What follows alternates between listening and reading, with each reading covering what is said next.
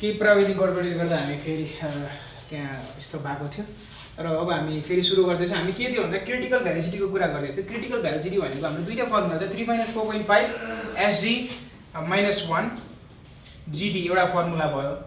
यो चाहिँ normal formula भयो। तर यदि के र F दिएको छ भने हामीले यो ठग्न पाइँदैन। हामीले अर्को फर्मुला आउनु पर्ने हुन्छ, VC = √SG - 1 8 अब फर्मुला याद गर्नुपर्छ, यत्रो मेमोराइज गर्दा 8K/F SG - 1 * D। यो त फर्मुला तपाईँले आफ्नो बुकमा नि हेर्न सक्नुहुन्छ। र यति फर्मुला लगाइदिनुहोस्, SG GD यो कुरा भयो। अनि यो क्रिटिकल भेलोसिटी निकालिसकेपछि यसित कम्पेयर गर्नुहोस्। यदि यो रिलेसन चाहिँ यसले चाहिँ तपाईँको एक हिसाबले मान्छ अनि यो चाहिँ फलो गर्छ, इट इज ओके छ भन्ने, यो पर्मिसिबल भित्र पर्छ कन्डिसन्सहरू हामीले निकालेको भेलोसिटी भने हामीले गरेको डिजाइन ओके, नत्र फेरि रिडिजाइन गर्छौँ भन्ने कुरा गर्छौँ। अनि त्यसको लागि फेरि हामीले के गर्छौँ भन्दाखेरि इट इज नट ओके। अनि त्यही भएर हामीले चाहिँ के गर्छौँ, ग्रिड च्याम्बरलाई चाहिँ डिभाइड गरिदिन्छौँ। के डिभाइड गरिदिन्छौँ, लेन्थ, जुन यो लेन्थ छ, लेन्थलाई चाहिँ दुईटा भागमा दुईटा च्याम्बर बनाउँछौँ, अर्को चाहिँ 3टा च्याम्बर बनाउँछौँ भन्ने कुरा हो है।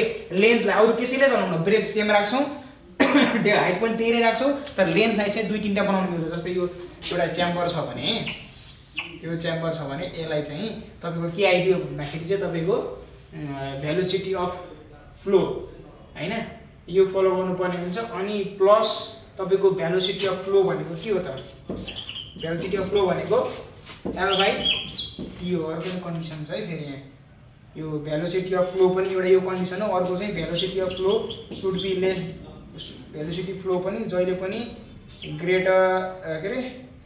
लेस देन VC हुनुपर्छ। अब क्रिटिकल भेलोसिटी भन्दा यो किन यस्तो भन्न खोजेको भन्दा क्रिटिकल भेलोसिटी भनेको एउटा तपाईँको के भन्दाखेरि एउटा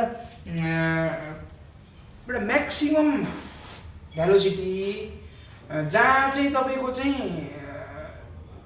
ग्रिड च्याम्बर जम्मा हुनको लागि जति म्याक्सिममसम्म तपाईँको चाहिँ भेलोसिटी हुनुपर्छ नि, त्यो भनेको क्रिटिकल भेलोसिटी। यदि क्रिटिकल भेलोसिटी भन्दा बढी भेलोसिटी छ भने यसको मतलब के भन्दा त्यहाँ ग्रिड च्याम्बरहरू सेटल हुन नपाउँदै तपाईँको बग्दिने भयो अर्ग्यानिक म्याटरसँगै भन्न खोजेको। क्रिटिकल भेलोसिटी भनेको ग्रिड चाहिँ तपाईँको सेटल डाउन हुनसम्म म्याक्सिमम कति भेलोसिटी हुँदाखेरि चाहिँ तपाईँको स्पिडमा गइदियो भने, धेरै स्पिडमा गइदियो भने त तपाईँको ग्रिड च्याम्बर चाहिँ जम्मा हुन नपाउँदै अर्ग्यानिक म्याटरसम्म उता गइदिने भयो नि त होइन। यहाँ त केही भेलोसिटी सर्टेन भेलोसिटीमा चाहिँ एक हिसाबले फ्लो हुनु पर्यो, यहाँदेखि यहाँसम्म पुग्नको लागि छिटो त पुग्नु भएन नि त, कुनै वाटर पार्टिकल त फ्लोज के होइन, त्यो छ। अब त्यसलाई चाहिँ एक हिसाबले त्यहाँ चाहिँ तपाईँको मजाले तपाईँको के भन्दा एक्ज्याक्टली भन्दाखेरि त्यसलाई चाहिँ शिथिल पारामा एक दिन बस्छ नि त एकछिन त्यही हो कि नै, एकछिन त्यहाँ तपाईँको चाहिँ मोसन जति लेस मोसन हुन्छ त्यति सेडिमेन्ट चाहिँ बढी हुन्छ होइन। तपाईँको पोन्डहरू अनि लेकहरू के हुन्छ एक हिसाबले चाहिँ उनीहरू पोजिसन स्टेसनरी तरिकाले हुन्छन्, धेरै फ्लो हुँदैन। अनि एक हिसाबले त सेडिमेन्टेसन पनि अलिक बढी नै भइरहेको हुन्छ, हालाकि त फोहोर हुन्छ किनकि करेन्ट त्यहाँ सेल्फ क्लिनिङ अलिक कम हुन्छ। तर के भन्दा कुरा चाहिँ त्यही हो। अब ग्रिड च्याम्बर अलिक एकछिनसम्म यहाँ धेरै बेरसम्म यहाँ बस्न पायो यो च्याम्बरमा भने धेरै सेडिमेन्ट हुने भयो, छिटो गइदियो भने ग्रिड च्याम्बर पनि सँगै जाने भयो क्या त्यहाँ। त्यो क्रिटिकल भेलोसिटी भनेको के भन्दाखेरि यो म्याक्सिमम भेलोसिटी चाहिँ त्यो भेलोसिटीसम्म पुग्नुपर्छ। यसले भन्न खोजेको त्यो क्रिटिकल चाहिँ जहाँ चाहिँ तपाईँको ग्रिड चाहिँ जम्मा हुन सक्छ, त्योभन्दा क्रिटिकल भेलोसिटी भन्दा यदि बढी भेलोसिटी फ्लो भेलोसिटी भइदियो भने त्यो जम्मै हुन पाउनु अनि कन्डिसन सेटिस्फाई हुँदैन, ग्रिड च्याम्बरको एम नै कम्प्लिट हुँदैन होइन, त्यो हो कुरा। त्यही छ। अब क्रिटिकल भेलोसिटीको एउटा यो केस हुनु पर्यो होइन वा, अनि अर्को फ्लो भेलोसिटी चाहिँ क्रिटिकल भेलोसिटी भन्दा जहिले पनि कम आउनु पर्यो भन्ने कुरा हो। फ्लो भेलोसिटी भनेको L हामीलाई थाहा भइसकेको छ, T हामीलाई थाहा छ, L/T गऱ्यो। एउटा यो केस हुनु पर्यो, अर्को यो केस सेटिस्फाई भयो, अनि तपाईँको L/B पत्ता लगायो अनि सक्यो। ल अब ठिक छ, यो एकदमै कन्सेप्चुअल कुरा हो, यसलाई घोक्यो भने सजिलो हुन्छ, बुझ्यो भने चाहिँ तपाईँको बुझ्यो भने झन् गाह्रो हुन्छ खासमा चाहिँ। तर हामीले यो बुझ्यो भने चाहिँ के हुन्छ, जिन्दगीभर कहिले पनि बिर्सिन सकिन्न।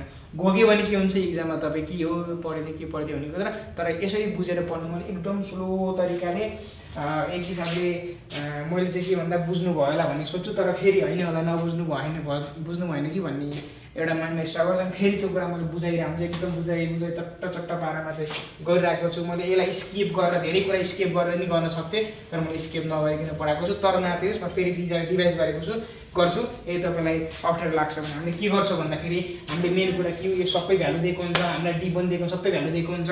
भ्यालु दिइसकेपछि हामीले के निकाल्नु पर्छ, L into B into H हामीले निकाल्नु पर्ने मेन एम हो। र म रिभाइज गर्छु है, यहाँ सबै जहिले पनि मेरो स्टाइल अर्को थियो, रिभाइज गर्छु लास्टमा जहिले नि। L into B into H गर्छु। L into B into H भनेको केले रिलेट गर्छ, भोल्युमले, भनेपछि B is equals to L into B into H गर्छौँ। अब भोल्युम भनेको के, एल देखेन मार्करले, ल भोल्युम भनेको के, एल इन्टु बी इन्टु एचको कुरा भयो। अनि एल भनेको हामीलाई थाहा छैन, बी भनेको पनि थाहा छैन, एच भनेको पनि थाहा छैन, बी भनेको पनि थाहा छैन। तर एउटा त के थाहा हुनु पऱ्यो, कसरी थाहा पाउनु, हाम्रो काम नि थाहा पाउनु हो। बी भनेको के हो त, क्यू बाई टी, क्यू भनेको के हो हामीले निकाल्छौँ, टी भनेको डिफरेन्स हामीले एज्युम गर्छौँ, जुन हामीले ग्रेड च्याम्बरले भनेको छ यति समय यति हुन पाउँछ भनेर 0.45 सेकेन्डदेखि 90 सेकेन्डसम्म, र हामीले 60 सेकेन्ड एज्युम गऱ्यो भने बीको भ्यालु भोल्युम आउँछ। यो भ्यालुसिटी होइन फेरि यो भोल्युम हो, भोल्युम आयो, भोल्युम आइसकेपछि अब एउटा त्यो भयो। अनि ब्रेथ पनि हामीले एज्युम गर्न पाउँछौँ, ग्रेड च्याम्बरले भनेको ब्रेथ के भनेछ, ब्रेथ 1 मिटरसम्म लिन पाउँछौँ। अनि लेन्थ र हाइट मात्र थाहा नभएको कुरा भयो। अब हाइट पनि पत्ता लगाउन सक्छौँ कसरी, भेलोसिटी अफ सेटिङ भेलोसिटी भनेको के हो त, एच बाई टी। के हो कसरी आयो त मैले मजाले यो मार्करको रिलेसन यसो गराएर कता केही ड्रइङ बनाएर सबै गरेर बुझिसकेको छु, फेरि हेर्नु अगाडि गएर। अनि setting velocity H by T भयो। अनि एच बाई टी हो, टी पनि थाहा छ, अनि एच हामीलाई पत्ता लगाउनु पर्ने छ। बिएस त हामीलाई थाहा छैन भन्ने कुरा हुन्छ, तर हामीलाई थाहा छ बिएस एउटा नर्मल फर्मुला यो थियो, तर हामीलाई दिएको अर्को formula 60.6 root under SG minus 1 GD अनि तपाईँको इन्टु होइन root under 60 S minus 1 D तपाईँको। अनि त्यसपछि चाहिँ 3t + 70/100 त्यो फर्मुला त घोक्ने काम, याद गर्ने काम तपाईँको हो।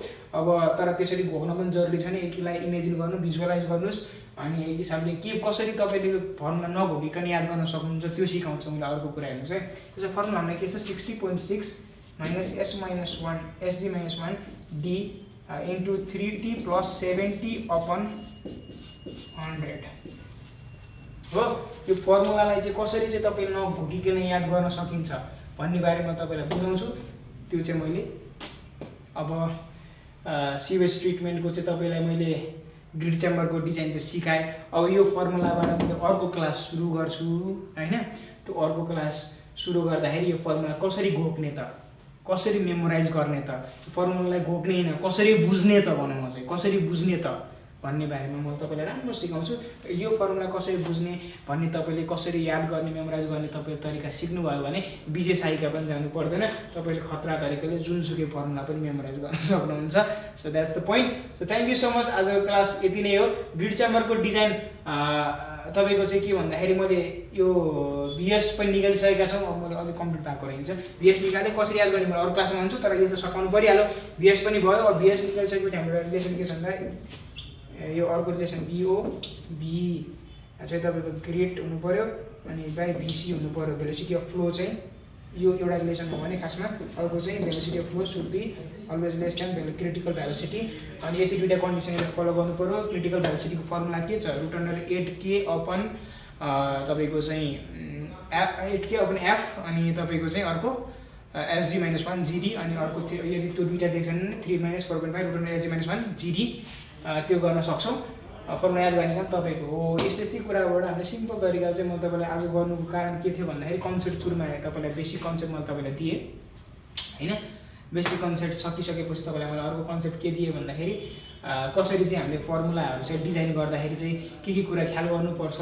अनि हामीले मैले चाहिँ तपाईँलाई फर्मुला चाहिँ घोक्न भन्दा नि बुझेर पढ्न तपाईँलाई सजेस्ट गर्छु। अनि मैले आज तपाईँलाई पढाएको चाहिँ तलबाट माथि पढाइरहेको छु। सरहरूले चाहिँ सुरुमा चाहिँ के भन्छ भन्दाखेरि तपाईँलाई भी निकाल्नबाट सुरु गर्नुहुन्छ, बिएसबाट सुरु गर्नुहुन्छ। म चाहिँ तपाईँलाई सिधै के भन्दाखेरि भोल्युम निकाल्नबाट चाहिँ अलिक अर्कै तरिकाले पढाएको छु, अर्कै तरिकाले पढाएको ताकि तपाईँलाई बुझ्न सजिलो होस्।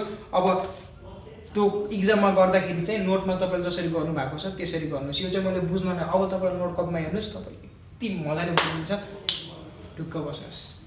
र यदि यो क्लासभन्दा अझै तपाईँलाई यसको सम्बन्धी अझै फर्दर क्लास केही चाहिएको छ भने तपाईँले तल कमेन्ट गर्नुहोस्। अनि मैले योभन्दा नि अझै मजाले, यो त मैले फर्स्ट टाइम क्लास पढाएको हो होइन, अब योभन्दा अझै सेकेन्ड टाइम मैले पढाएँ भने अझै राम्रो तरिकाले मैले पढाउन कोसिस गर्नेछु। यदि तपाईँलाई यही क्लास फेरि तपाईँले चाहिँ अझै बुझाएर पढाउँ न भन्ने चाहनुहुन्छ भने म फेरि पनि पढाउँछु।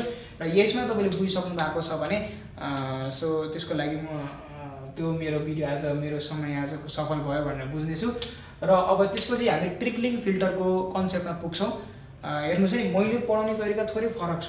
मैले पढाउने तरिका तपाईँलाई इक्जाममा चाहिँ गर्न सक्नुहुन्छ अभियसली, तर त्योभन्दा बढी पनि मैले पढाउने तरिका के हो भन्दाखेरि तपाईँले कन्सेप्ट बुझ्नुहुन्छ कि भन्ने मेरो त्यो टार्गेट थियो, ताकि तपाईँले कन्सेप्ट बुझ्नुहुन्छ। जब तपाईँ नोट कपमा हेर्नुहुन्छ त्यो कुरा केही पनि नयाँ नलागोस्। अब तपाईँले भिएस देख्नुहुन्छ भने तपाईँले भिएस नयाँ नलागोस् कि भीदेखि भोल्युम देख्नुहुन्छ भने किवाइडी के गरेको, एलएमडी बेच के गरेको भन्ने नहोस्, युटिलाइजेसन गरेको के हो भन्ने नहोस्। अब नोट हेरेर तपाईँलाई छक्क भन्ने खालको चाहिँ एक हिसाबले कन्टेन्ट दिने मेरो टार्गेट थियो। सायद त्यो कुरा तपाईँले पाउनुभयो। Thank you so much. आजको लागि यति गरौँ।